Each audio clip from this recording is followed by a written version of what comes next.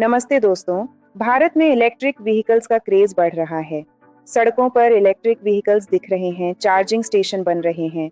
लेकिन एक बड़ा सवाल है, क्या ये ईवी रेवोल्यूशन इंडिया को एनर्जी इंडिपेंडेंट बना देगी या फिर हमारी इलेक्ट्रिसिटी ग्रिड के लिए नई समस्या बन जाएगी? आज के वीडियो में हम गहराई में जाएंगे, ऑथेंटिक डेटा के साथ। तो चलिए शुरू करते हैं। पहले नंबर्स देखो। 2025 में total electric vehicle sales 2.3 million units, जो टोटल व्हीकल सेल्स का 8% है, जबकि 2020 में यह केवल 0.7% था। स्टेट लीडर्स यूपी में 4 लाख पास इलेक्ट्रिक व्हीकल्स, महाराष्ट्र में 2.66 लाख, कर्नाटक में 2 लाख। मार्केट साइज $54 बिलियन वर्तमान में, 2029 तक $110 बिलियन होने की उम्मीद। वर्तमान चार्जिंग इंफ्रास्ट्रक्चर 26,367 पब्लिक स्टेशन। 2023 के बाद से 400% की इम्प्रेसिव ग्रोथ। लेकिन समस्या क्या है? प्रति 235 इलेक्ट्रिक व्हीकल्स पर सिर्फ एक charger. Global standard 20 electric vehicles पर एक चार्जर। भारत को 2030 तक 46,397 स्टेशनों की आवश्यकता है।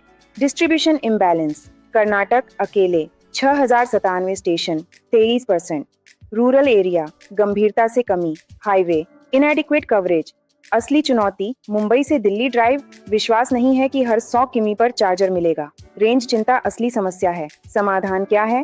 रिन्यूएबल एनर्जी इंटीग्रेशन, विशेष रूप से सोलर। सोचो, अगर इलेक्ट्रिक वाहनों कोल बेस्ड बिजली से चार्ज करेंगे तो एमिशंस कैसे कम होंगे? असली बेनिफिट तब है जब चार्जिंग भी क्लीन हो। इंडिया का एडवांटेज 300 धूप वाले दिन सालाना सोलर कैपेसिटी, 90 गीगावाट पहले से ही है। चार्जिंग इंटीग्रेशन के लिए परफेक्ट। अब चैलेंजेस की बात करते हैं। येन कॉस्ट बैरियर, इलेक्ट्रिक वाहन अभी भी पेट्रोल डीजल वाहनों की तुलना में 20-30% महंगे हैं। बैटरी रिप्लेसमेंट की कॉस्ट अधिक है। लिमिटेड बजट मॉडल है। 2 infrastructure delay, land acquisition complex है। मल्टीपल अप्रूवल्स की आवश्यकता होती है। इलेक्ट्रिक ग्रिड कनेक्शन में रिजेक्शन कॉमन है। 3 technical issues, connector standardisation incomplete है। केरल के 70% चार्जरों के पास गलत कनेक्टर हैं। 4 policy gaps, state EV policies समाप्त हो रही हैं। वार्षिक 380 बेसिस पॉइंट्स की ग्रोथ की आवश्यकता है। 5 रूरल अर्बन डिवाइड, टियर 1 शहरों में 9,702 चार्जर हैं, जबकि ग्रामीण क्षेत्रों में लगभग कुछ नहीं। हाईवे कवरेज कमजोर है। तो आखिरकार एनर्जी इंडिपेंडेंस और ग्रिडलॉक? आंसर, दोनों संभव हैं। यह सब एग्जीक्यूशन पर निर्भर करता है। एनर्जी इंडिपेंडेंस रियलिस्टिक है, लेकिन इसके लिए सस्टेन्ड एफर्ट्स की आवश्यकता है। ग्रिड स्ट्रेन से बचने के लिए smart charging system, solar first approach, battery बदलने के लिए 2 wheeler 3 wheeler, grid modernisation priority, public private partnerships. ये एक मैराथन है, स्प्रिंट नहीं। राइट प्लानिंग के साथ 2047 तक भारत वास्तव में एनर्जी इंडिपेंडेंट हो सकता है। आपकी क्या राय है? चलिए भविष्य की कुछ की बात करते हैं। जरा सोचिए, ऑटोनोमस इलेक्ट्रिक कारें जो खुद से चार्जिंग स्टेशनों तक पहुंच जाएं।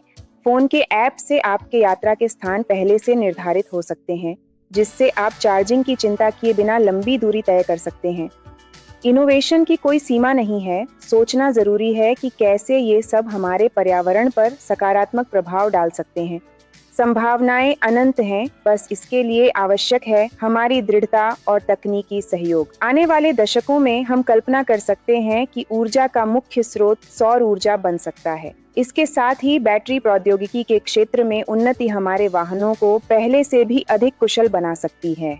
उदाहरण के लिए, ठोस राज्य बैटरियों के विकास से हम सुरक्षित और जल्दी चार्जिंग प्राप्त कर सकते हैं। लेकिन इसके लिए सरकार और उद्योग दोनों को मिलकर काम करने की जरूरत है। इंफ्रास्ट्रक्चर में निवेश और नीति समर्थन आवश्यक होंगे। सबसे रोमांचक दृश्य, एक ऐसी दुनिया जहां इलेक्ट्रिक कारें सूर्यास्त के समय सोलर चार्जिंग स्टेशनों पर खुद ही पहुंचकर ऊर्जा भर लें। कल्पना कीजिए, सोलर पैनलों से सुसज्जित समुद्र तट की ओर जाती राष्ट्रीय राजमार्गें, जहां वाहन बिना प्रदूषण किए सफर कर सकते हैं। जब हर कोना ऊर्जा में लिप्त होगा, तब हमारा वातावरण शुद्ध और प्रदूषण रहित होगा। ये केवल एक सपना नहीं है, बल्कि ये हमारे कलेक्टिव एफर्ट से रियलिटी बन सकता है। जो विजन हम देख रहे हैं वह केवल शुरुआत है, असली रेवोल्यूशन तो अब आनी बाकी है। और हमें बताना न भूले, आपकी निगाहों में कौन सी रेवोल्यूशन आने वाली है। हमारे सामने और भी बहुत से अवसर हैं जिनका इस्तेमाल किया जा सकता है। अगली पीढ़ी के इनोवेटर्स के लिए यह एक सुनहरा अवसर है। आइए विचारों के इस नए युग में मिलकर काम करें और सुनिश्चित करें कि भविष्य उज्जवल हो। आखिरकार यह हमारे विजन और एफर्ट्स पर निर्भर करता है कि हम कल्पनाओं को किस प्रकार रियलिटी में बदलते हैं। हमारा लक्ष्य केवल गतिशीलता नहीं है, बल्कि स्थिरता की ओर बड़ा कदम भी है। हम एक ऐसी दुनिया की ओर बढ़ सकते हैं जहां प्रौद्योगिकी और मनुष्य का सामंजस्य उत्कृष्ट हो। चलें एक ऐसे भविष्य की ओर जहां हमारी योजनाएं वाकई धरती को स्वर्ग बना दें। अगर वीडियो अच्छी लगी तो लाइक करो और चैनल को सब्सक्राइब करो